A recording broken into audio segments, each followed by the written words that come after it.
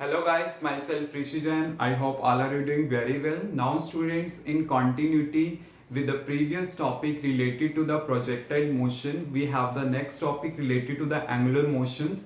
तो वही है कि मोशन इन द प्लेन ही हमारा चैप्टर है, but we have to discuss about the angular concept and the rotational concept, यही हमने यहाँ पे डिस्कस करने हैं। तो उसमें जो हमारे पास फर्स्ट पार्ट है, this is about the angular velocity. What do you mean by the angular velocity? जैसे आपने लीनियर वेलोसिटी के बारे में किया ही था। लीनियर वेलोसिटी में क्या था, पार्टिकल या फिर एक बॉडी एक सिंपल स्ट्रेट लाइन के अलोंग मूव करती है। इसमें क्या करेगी, एक बॉडी रोटेट करेगी एक पर्टिकुलर एक्सिस के अबाउट। क्लियर? तो इसको हम समझते हैं कि आपके पास किस टाइप से होगा। तो यहां पे मैंने क्या किया, ये एक रिजिड बॉडी कंसीडर करें। क्लियर? रिजिड बॉडी का मतलब आपको पता ही है कि the body which can't be compress, जिसको आप कॉम्प्रेस ना कर सको what ever may be the amount of the pressure is applied on it. आप जितना मर्जी प्रेशर उस पर अप्लाई कर लो, वो आपके पास क्या रहेगी, रिजिड बॉडी रहेगी। क्लियर? और वो मैंने क्यों कंसीडर करी है वो आप समझ जाओगे। ये मेरे पास एक्सिस है जिसके अबाउट क्या है, ये बॉडी रोटेट कर रही है। क्लियर? आपको पता है कोई भी बॉडी है स्मॉलेस्ट पार्टिकल से मिलके बनी होती है, तो इसके अंदर क्या होंगे, नंबर ऑफ पार्टिकल्स होंगे। जैसे मान लो एक पार्टिकल आपके पास यहाँ पे है, एक पार्टिकल यहाँ पे, एक पार्टिकल यहाँ पे होगा, एक पार्टिकल यहाँ पे होगा।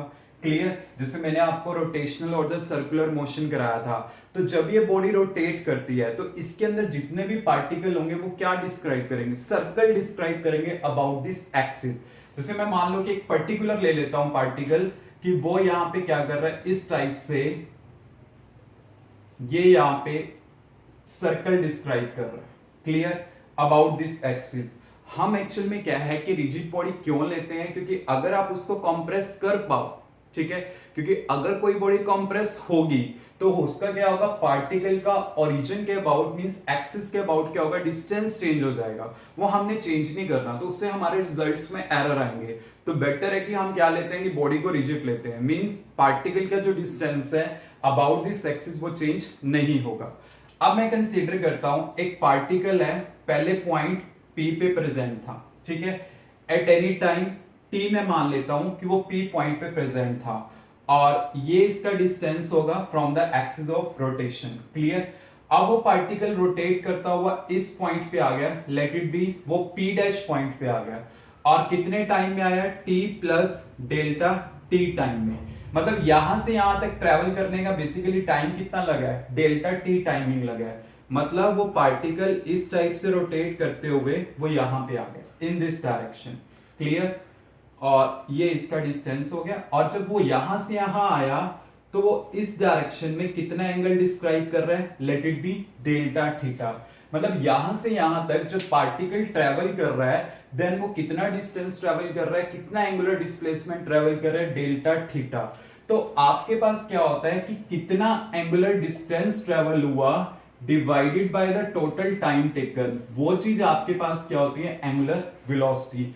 Means the rate of the change of the angular displacement is known as a angular velocity, और इसे हम इस सिंबल से रिप्रेजेंट करते हैं ओमेगा से। इसे हम ओमेगा बोलते हैं, नॉट डब्ल्यू। ये डब्ल्यू नहीं है, दिस इज ओमेगा। और एक इसका सिंबल है आपके पास, एंगुलर वेलोसिटी का सिंबल होगा, means rate of change of angular velocity. Clear? अगर हम सिंपल यूज करना चाहते हैं तो हम इसे ऐसे भी यूज कर सकते हैं, D omega by D T, ये आपके पास होता है। Clear? Not D omega, sorry, this is D theta. Clear? अब देखिए आपने क्या लिखना है, इसका डायमेंशनल फार्मूला लिखना है। आपको पता है एंगल का तो कुछ नहीं होता, और इसका क्या होता है, टाइम होता है, तो 1/t आ जाएगा। तो इसका डायमेंशनल फार्मूला क्या बनेगा, m0 l0 t माइनस 1, ये होगा इसका डायमेंशनल फार्मूला। और इसके एसआई यूनिट आपके पास क्या होंगे, एंगल के रेडियन होते हैं, टाइम के क्या होते हैं, सेकंड। तो इसके एसआई यूनिट हमारे पास होंगे रेडियन पर सेकंड, ये इसके एसआई यूनिट आएंगे। क्लियर? अब देखिए जो एंगुलर वेलोसिटी है मेरे पास, this is a vector quantity. इसका एक पर्टिकुलर डायरेक्शन होता है, एंड डायरेक्शन डिपेंड करता है कि वो रोटेशन किस डायरेक्शन में है बॉडी की, तो उसके हिसाब से क्या होता है, इसका डायरेक्शन आपके पास डिसाइड होता है। और उसका जो डायरेक्शन डिसाइड किया जाता है वो डिसाइड किया जाता है बाय द टू रूल्स। एक मेरे पास यहां पे रूल है, राइट हैंड थंब रूल, एक रूल तो ये है।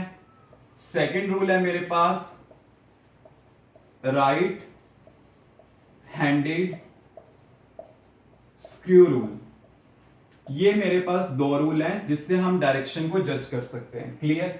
राइट हैंडेड थंब रूल के अकॉर्डिंगली क्या है कि जैसे देखिए जिस बॉडी की डायरेक्शंस, जैसे मान लीजिए रोटेशन की डायरेक्शन, बेसिकली जब एक बॉडी रोटेट करे, जैसे मान लो वो ऐसे रोटेट कर रही है, जैसे ये बॉडी मेरे पास रोटेट कर रही थी about this axis of the rotation, मतलब जिस डायरेक्शन में बॉडी रोटेट करती है, अगर मैं क्या करता हूं अपनी फिंगर्स की, राइट हैंड की फिंगर्स की कर्लिंग करता हूं in the direction of the rotation of a body, then the thumb indicate the direction of angular velocity. Clear?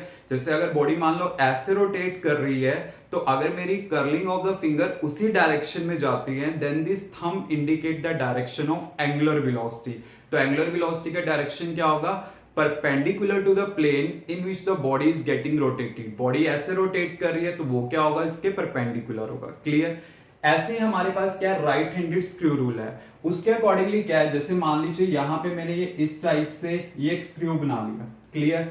अब बॉडी है सपोज करो ऐसे रोटेट कर रही है। क्लियर? इस डायरेक्शन में रोटेट कर रही है, तो मैं क्या करता हूं, इस राइट हैंडेड स्क्रू रोल को भी क्या करता हूं, इसी डायरेक्शन में रोटेट करता हूं। तो अगर आप उसी डायरेक्शन में रोटेट करोगे ना, तो जो स्क्रू की इसकी जो टिप है उसकी एडवांसमेंट आपको ऐसे लगेगी इस टाइप से कि वो ऊपर की साइड है, तो मींस वो क्या इंडिकेट करेगी? Direction of the angular velocity. तो एंगुलर वेलोसिटी का डायरेक्शन आपके पास क्या होगा? यहां पे ये होगा। मतलब वो किसके अकॉर्डिंगली डिसाइड हुआ आपके पास? आपको पता ही है, according to the rotation of the body. मतलब अगर मैं राइट हैंडेड स्क्रू को रोटेट करता हूं in the direction of the rotation of the body, then the advancement of the tip of the screw will give the direction of angular velocity. तो direction of angular velocity क्या होगी? इस plane के क्या होगी? Perpendicular होगी।